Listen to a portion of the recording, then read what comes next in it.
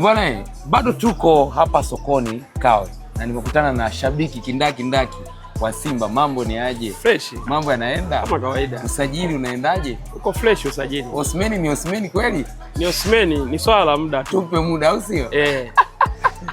Kila kitu ni process. Kila kitu ni process. Yeah. Bwana, nimeambiwa kwamba wewe hapa sokoni wimbo wa mbadala wako wewe unaupigaga sana. Wimbo wa Moravian mbadala wake kama umeshagapitia process fulani za kiimani unakukumbusha usijisahau sana. Usijisahau kwa sababu wimbo mbadala.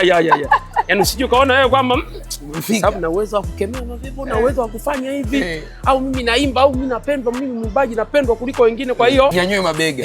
Waimbaji gani ambao unawasikilizaga sana waimbaji? Unaweza kunitajia hata waimbaji watatu unawasikiliza sana, unapendaga sana jumbe zao? Namba moja kabisa ambaye nampenda toka na kuwa ndio na tulifanyaga mpaka kwaya kwenye vijana mtaani ni Rose Muhando. Rose Muhando, malkia wa muziki wa Injili. Yaani huyo wa pili kuna huyu dada Christina Shusho. Christina Shusho.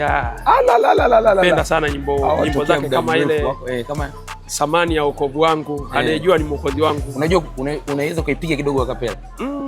Naweza nisiipige, lakini kuna ujumbe ambao aliuimba mle kwa jamii yetu au mtu unatokea kwenye familia labda unaamini wewe. Kuna namna fulani ambao anakuchukulia kama lokole fulani, ameshaingia kwenye dini fulani au ni muamini fulani kashakuwa chizi kwenye mambo ya imani.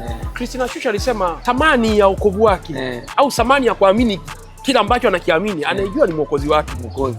Mimi wewe ni ndugu yangu, unaweza usijue sana kila ambacho anakiamini, lakini aliyemfanya mpaka nikaamini ndio anayejua thamani yake. Watatu unaona, watatu ni Joel Lwaga. Joel Lwaga. Yes. Wow. Sasa kwa mfano leo umekutana na Joel Lwaga, swali ambalo unaweza ukamuuliza ambao unasema kabisa hichi kitu nikutana na Joel Lwaga naweza nikamuuliza hili swali.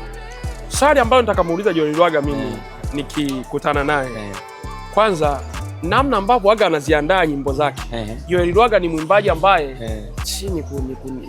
nimweke kwenye kundi gani?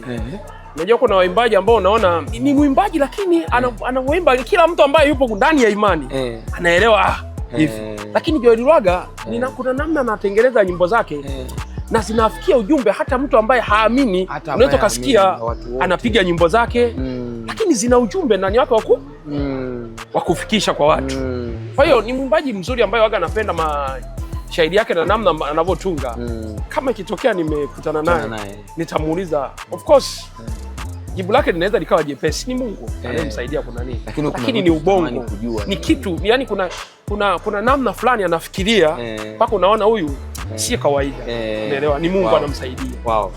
Sasa kitu cha mwisho mimi napokuwa ninaondoka hapa, ndio leo hii ukisikia kuna tuzo za nyimbo za Injili, wewe kwako unaipokeaje? Mimi nitaipokea vizuri kwa sababu ni mojawapo ya kuwapa respect waimbaji wetu na kuatia moyo kazi wanaoifanya, kwamba jamii tunaisikia na tunaiona na tunaiheshimu na tunathamini mchango ambao wanaofanya kwenye jamii. Nimependa hiyo. Sasa mwaka jana ilifanyika tuzo kwa mara ya kwanza zinaitwa IGMA East Africa.